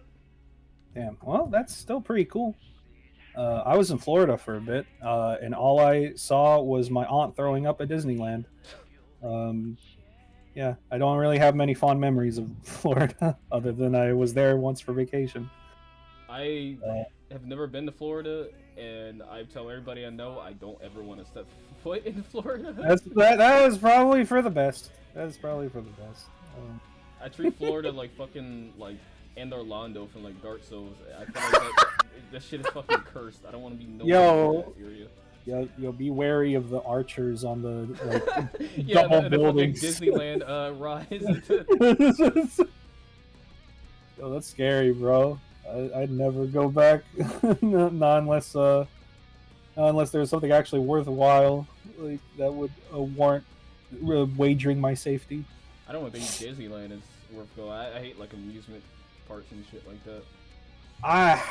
I used to share the sentiment that I hate that I loved amusement parks, but now that I'm older, I'm like, I don't want to wait that long for the rides. I don't want to be in the hot sun, especially if it's like in warm weather, even though that's the best time to be in an amusement park. I start sweating.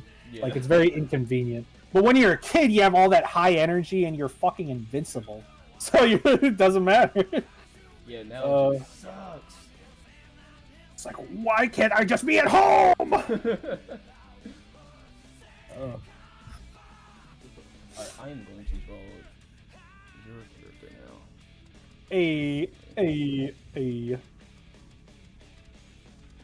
You know, I might as well finally get. I might as well get this off my chest. But one of the funniest things about having that graphic novel adaptation of my webcomic is there were reviews of it, right? And it's like, you know, first review that I saw was like for volume 1, first round of reviews were generally positive, and the second one, you know, still pretty positive. But there was one that I caught that really stood out to me because it was pretty different from the others, where it was like, you know, like whatever, general praise. I like that, and then at the very end, it's describing the main character as like a buxom blonde beauty, and I was like, why did you phrase it like that? Like, A buxom blonde beauty. why did you refer to her that way? And then the more I thought about it, I was like, huh, this is rated for young adults, from kids to young adults. And I'm like, oh, they're saying that so that, you know, that when people read this, they go in and they're not surprised that I made her like really busty. I'm like, okay, you know, that's on me. That's my fault. That's on me, babe. Fucking Because like, blonde beauty is hilarious. it's though. so funny, dog. Like, did you stop at like season 1 of The Witch's Throne or something? Because around the time I had what's that shit called? You know how you gotta use the inks to get like Yeah. I was still like a wee little teen. I was like, what the fuck do I do with all this shit? I don't know. I don't understand wee this little- shit. Well, well, maybe, yeah. I see. So yeah, I think I have read a good portion of the first part. Okay, well, yeah, she changed. The main character design changed. She's not a blonde beauty anymore? No. I mean that as in she Ooh. became the busty. Okay. Ooh, I was so scared. No, dude. Like, look at the references I sent you, and then like look at the. I'll just pull it up. I'll pull up the season 1 Agni. Oh man. Let's see. Where is it? No. Oh, here it is. This was my main character. This is my main character from season 1, and then you'll just have like, you'll just. Just have yeah. the big I see the transformation. I swear to God, I feel so bad because it's like, yeah, dude, I definitely, my style definitely changed. My style definitely changed. Uh, Now, was there a reason why, or is just like I kind of just want to draw her like that now? I, I don't know how to describe it, man. I guess like I just got more confident in like drawing certain body types, but then I started vibing with a certain body type way too much. You know what I mean? I get it, Zach. Hey, listen, ain't no shame here at all, brother. I get it. Yeah, I get it, but at the same time, I've seen some stuff like, hey, I'm a middle school teacher and my kids love Volume 1, and then I'm like, oh, that's wonderful, and then he was like, and we're also gonna read Volume 2 when that comes out. And I'm like, yeah, sure. I think we're good. I think we're good here. Like I frantically flipping through pages of Volume 2. Like, oh, hold on, is she? How big her boobs in this page? I gotta look at it. I'm like, I don't know about that one, G. But yeah, see it as like the One Piece Nami effect. Yeah, it's 100% the One Piece Nami effect. Oh man, and I can't blame people for disliking it because I also love like pre-time skip Nami quite a bit. Mm-hmm. And like her new outfit with the bikini top is like very like, I don't know. There's not really much to it, so like I get it, but at the same time I'm guilty of like, you know, changing her up, changing my main character up like that. So like, what can you do? Oh. Hey, listen. At the end of the day, that's your character. You can do whatever the flip you want with it. I know. I just hope I'm staying true to that character, writing wise, in the end. You know, like regardless of how she looks. Honestly, that's all that matters. Like, even if Yeah. you like turned her into a fucking like JoJo's character, at least she's still like consistently written. Yeah. think people would still like, vibe with her. I think that may be too deep of a change, but I got you, buddy. Deep of a change. There's also like, this isn't pertaining to like the comic and its quality. This is more just a funny little thing I saw. For whatever reason, sometimes the graphic novel adaptation, it shows up in bookstores, right? I've seen it happen at least twice in 2 different bookstores, like one at Barnes and Noble and one at Books A Million. Shout out to Books A Million. I've never heard of you before, and I will never use you again. But you had my book, so you're cool.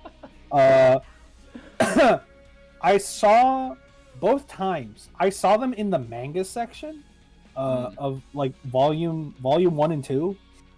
And when I went to look what they were next to, they were next to. Do you know the series The Witches of Adamus? No. Okay, probably for the best. It is a straight up like porn manga. Oh, sure. Where it's like the main premise is the dude comes diamonds, and like he's gotta avoid the succubuses or the witches after him who want his diamonds by making him. And you said this is in Barnes and Books A Million? Books A Million, Barnes and Nobles. Hey, buy Witches of Adam. No. Fellas, go for the order now. No. It's just like I'll see my work right next to it, and I'm like, I don't know how I feel about this, dog. Like it's like I read this and I was like, I can't read this because it's very funny, but it's also at the same time I don't want kids to want to read my book, but they find this there. You know what I mean? It definitely gives like the wrong impression of your work. Definitely the wrongest of impressions. That's It is interesting that they did put it in the manga section, because I do have a Books A Million in my my area. That's the one I go to with, you know, when I get physical books and shit. Actually, why haven't you got my book? I was literally about to say I will go there this week and see if they have your book, and I will let you know. Yeah, can I get a W in chat? Don't actually do that. I'm not listening to you. there was another creator. Do you know YT Manga? White. Oh yes. Yeah. His book was there, and it was also in the manga section. Yeah. Because there's like 2 shelves after that, and it's all Marvel or DC shit, and that's the only thing that's there. The graphic novels wise, so yeah, I get it. Yeah, they those type of bookstores usually just put it in those categories. Oh yeah, can you tell somebody about that? Could you? Isn't it more so like in terms of? That's just the store. That's just the store, like, because I have seen The Witch's Throne stocked in like the graphic novel section. So it's like it's just up to the store itself. I can't really do anything about that other than tell them like, hey, my graphic novel is a graphic novel. It's not really a manga. But at this, like, it's per store physical location, so I'd have to do it individually. I don't really think it's like universal, so it's fine, you know, like it's fine. I don't really mind it. I just think it's funny. At the same time, I do think it does kind of suck that like stuff like that does happen, because I don't think those books should be in like a Books A Million and shit. I think it should be in like comic shops, but it's also like you'll never find a comic shop anywhere. So yeah, I've seen it in my local Third Eye. Have you heard of Third Eye Comics? I've only been to one in my life, and that was one in downtown Philly. It was I forgot the name of it, but they had comics like that in that one. Yeah, Third Eye is like my town's like local comic shop, I guess. And yeah, I saw my work stock there, and I was pretty happy about it. Pretty you know, pretty. I don't really have any like adjectives to describe that. Like, and right off the top of my head, you seen your work there, and then you look over to your left, you see a guy like coming diamonds, whatever that's about. God damn it! God dang it! It's like he's fucking everywhere. Yo no! Oh man, but yeah. Oh my friend E-Man also seen your work at Amazon bookstore, I believe. Yes, you can get The Witch's Throne. This is a shill. This is an official shill right now. Advertisement moment. I'm sorry. You can get my book on Amazon and anywhere books are sold. I would say that you should not be sorry about that. That's you're the guest here, so if you want to plug your shit, that's exactly what you can do. Yeah, I make The Witch's Throne. Look up Witch's Throne Volume 1, 2, and 3. Buy all 3. Give me money, please. Thank you. Give me cha-ching. Give me the cha-ching. Give me the big dollars so I can turn into a wolf and get like the money dollar bills in my eyes, please. I need to get a shirt with 3 wolves hollering at the moon, please. Yo, I need to see a big pretty lady and have my eyes shoot out of my sockets right now, please.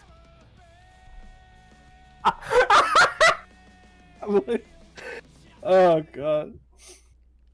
Ain't no way. Is that my boy Jet Monkey? Yo, it's Jet Monkey. Yo.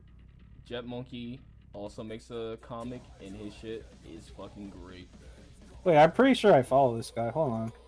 Everybody should go follow Jet Monkey. Hey, yeah, I do. I do follow. Yeah, Dusters, baby. Exactly. Yo. Dusters is fucking great. Yo, shout out to Dusters. Oh god. Also, for context, for people who have been curious what the hell I've been drawing, I'm drawing a sci-fi Halloween picture for The Witch's Throne.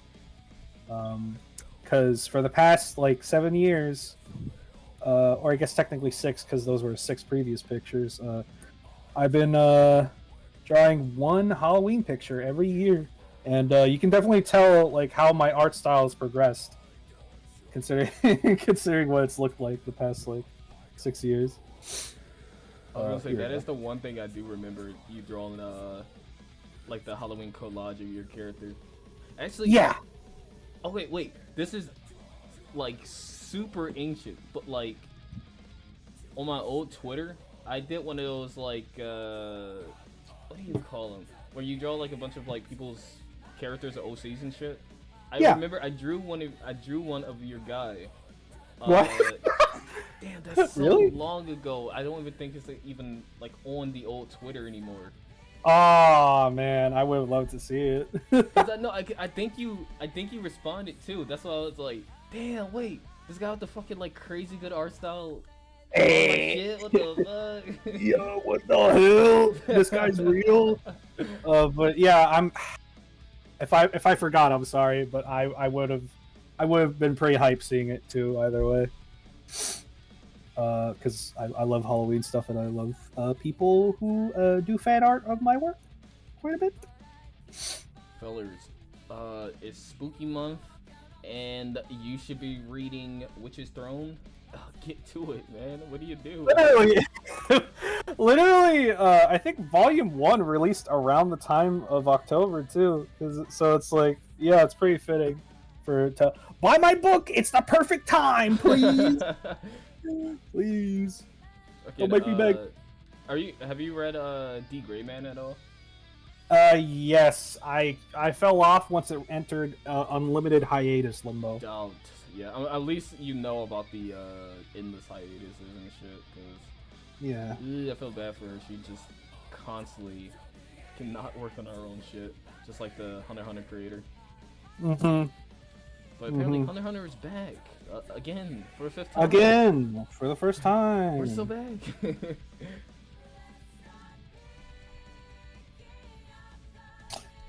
Hopefully it sticks. I still don't understand why the D. Gray Man author is in permanent limbo. Did she ever give a reason? It's her health. It's the same with I don't remember the name of the Hunter x Hunter creator, but the same. Tagashi. Yeah, it's the same with Tagashi's like health issues. God, maybe. that is sad. That's really sad, man. I know she like switched over from like a weekly to a monthly because of that, but then even with like the monthly shit, she just couldn't work on it consistently at all. So, yeah. I don't know where it's at or where she's at, so I don't really know where the Green Man.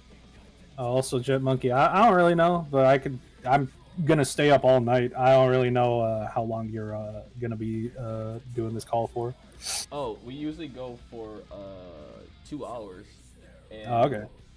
Oh, if I'm looking at the time, what the fuck? We only got 2 minutes. What? Yeah. Oh, we've been going out there for a bit. Time flies fast when we're talking about JK and her mode, huh? Yeah, time flies fast when we're talking about the peak of fiction, Harry Potter. Yes. Fuck.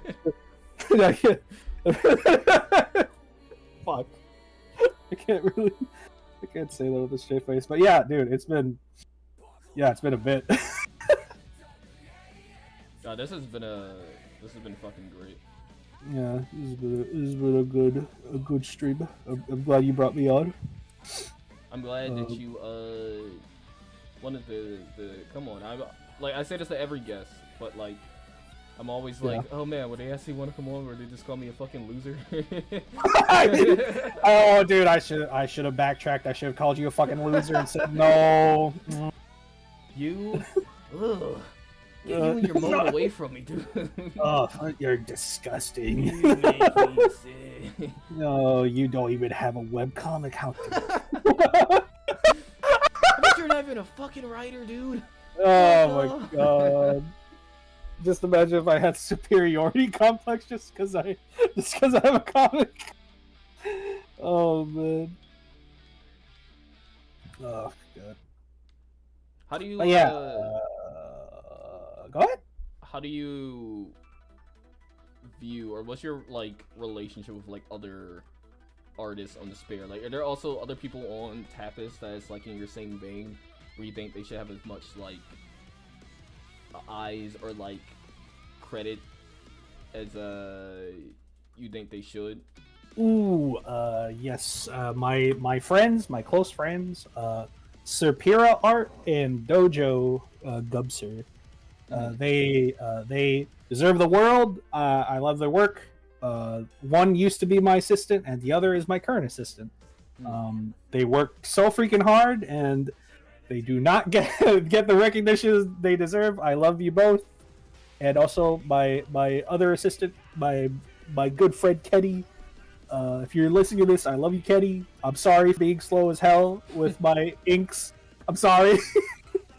Love you, bro. And also, let me look at my blue sky list. my blue sky list, because I was saying, yeah, with everybody moving over to blue sky right now, you gotta bring up the blue sky. You gotta bring it up, baby. Shout out to Kate Holden, who has been a fan of my work and is also doing her own comic on Tapas. That it's pretty good. I had hoped more people would read it because she's part of the old guard, part of the people who started Tapas before the merger and before it became all Korean manhwa-fied.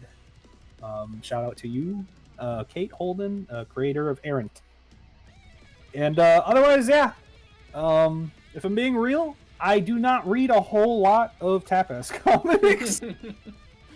Honestly, I don't blame you. Like, a lot of it is very much like diamond in the rough type of shit. Like, I don't even read. I think I read like one webtoon as well, and even then, I kind of stopped because of. Here's one thing I'll give Tapas, like with no question. Tapas has a infinitely better UI than Webtoon. I hate Webtoon's UI. I hate their so much, dude. I hate their UI so much. It's such a chore. Scrolling shit, like, fucking peeves me off. I hate that so much. Oh my god, I just, like, they don't even have, like, proper profiles and stuff. Like, it's all just tedium just to get anywhere. But yeah, freaking, I love webcomics. If you're planning on doing webcomics, hats off to you and good luck, because it is a hard thing to break into, but it can be done. Yeah, fellers, we've gone 2 episodes so far talking about webcomics. I think this might be a trend. I think everybody better go make a fucking webcomic right now. Yeah, I think you might be getting webcomic fever. It's about that type of time, guys. Audiobooks are dead. Audiobooks, they're gone. You should know this. I have one more question for you before we close off. Yeah, I got you, buddy. Have you done any like contests for like your community, or plan on doing anything like that? Oh, for my community? I'm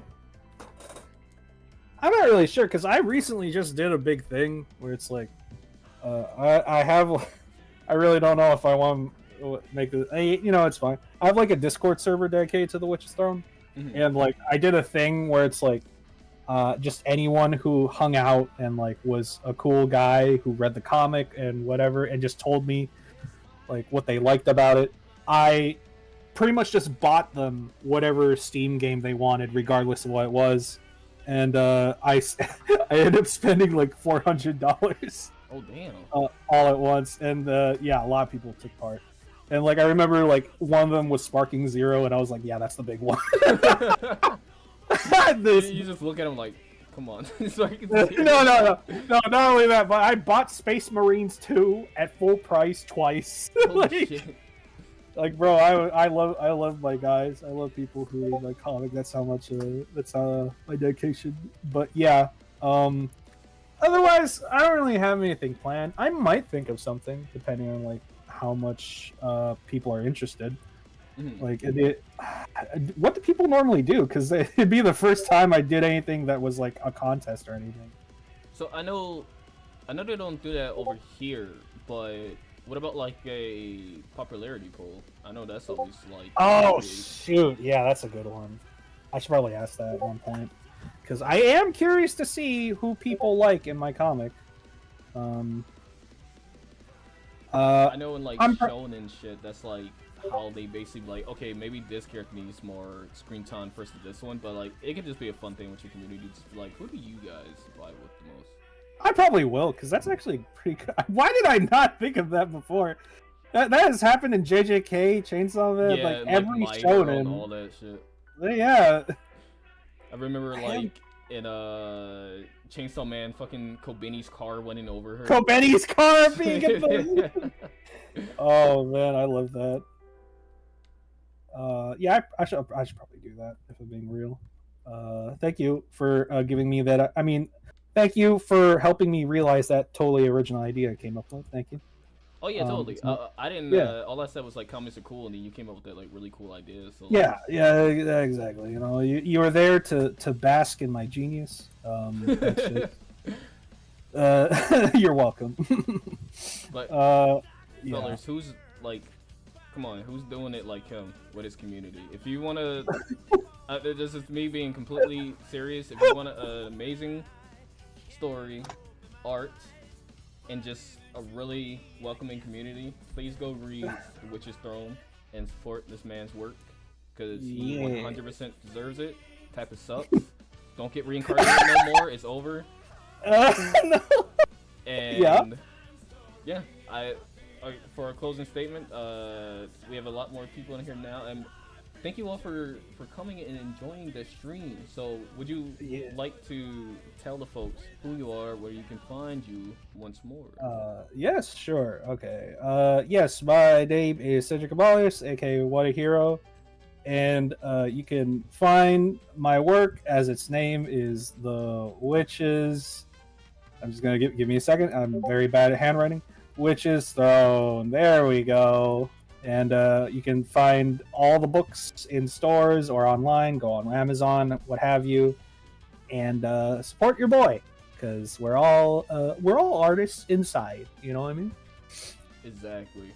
So you guys know what it is. I think it's about time we wrap this shit up. We So, wrap this up. Yeah. just like I mean, you should support him. If you want to support me, Yeah. I just recently made a coffee, so if you guys want to just throw $1 or $2 my way, in the description is his Twitter and shit and the coffee.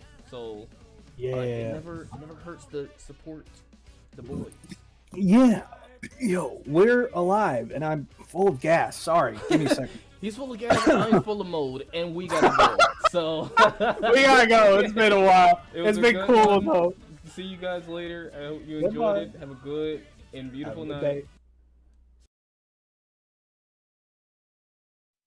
What's your name, sir? My name is Deez. Deez what, sir?